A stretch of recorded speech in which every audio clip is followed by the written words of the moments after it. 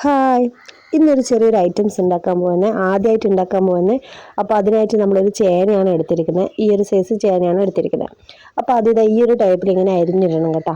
അപ്പോൾ ഇത് കുട്ടികൾക്കായാലും വലിയ ആൾക്കായാലും ചോറിൻ്റെ കൂടെ അല്ലാതെയും നമുക്ക് സ്നാക്സ് പോലെയൊക്കെ കഴിക്കാൻ പറ്റുന്ന ഒരു അടിപൊളി ഐറ്റമാണ്. അപ്പോൾ ആദ്യം ഇത് കട്ട് ചെയ്തിട്ട് അതിൽ ഉപ്പും മഞ്ഞളും മുളകും കൂടി ഇട്ടിതാ നല്ലപോലെ ഒന്ന് സെറ്റായിട്ട് ഒരു 10 മിനിറ്റ് വെക്കണം കേട്ടോ.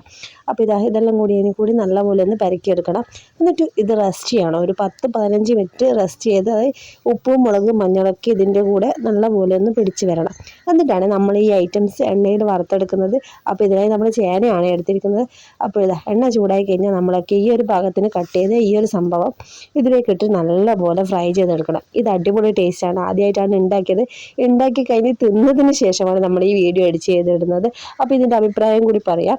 അയാൻ മോനെ, എനിക്കിത് ഇഷ്ടപ്പെട്ടിനാ? ഒച്ചത്തിൽ പറ. അപ്പോൾ അയാൻ മോൻ ഒന്നും കൂടി ഇതാക്കി തരണം അമ്മയെന്ന് പറഞ്ഞിട്ട് ഇങ്ങനെ വെയിറ്റ് ചെയ്തിരിക്കുകയാണ് ഇതാക്കാൻ വേണ്ടിയിട്ട്. അപ്പോൾ ഇതാ നല്ല അടിപൊളിയാണ്. വെറുതെയും തിന്നാം, സ്നാക്സിനും തിന്നാം. അപ്പോൾ ഇനി സ്കൂളിൽ ഇത് കുറച്ച് എരിവ് കുറച്ചിട്ട് ആക്കി കൊടുക്കാമെന്ന് ഞാൻ വിചാരിക്കുന്നത്.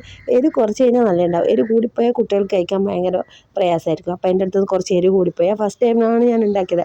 അപ്പോൾ ഇതിൻ്റെ കൂടെ ചെറിയ ഉള്ളിയും വെളുത്തുള്ളിയും കൂടി ചതുക്കിയിട്ടാലും നല്ല ടേസ്റ്റാണെന്ന് കുറച്ച് ആൾക്കാരുടെ അഭിപ്രായമൊക്കെ പറഞ്ഞു കേട്ടോ. അപ്പോൾ ഇതാ ഇങ്ങനെയാണ് ഫൈനൽ ഉണ്ടാവുക. ക്രിസ്പിയാണ്, നല്ല സോഫ്റ്റാണ്, അടിപൊളിയാണ്, സൂപ്പറാണ്. എല്ലാവരും ഒന്ന് ട്രൈ ചെയ്ത് നോക്കുക. Thank you.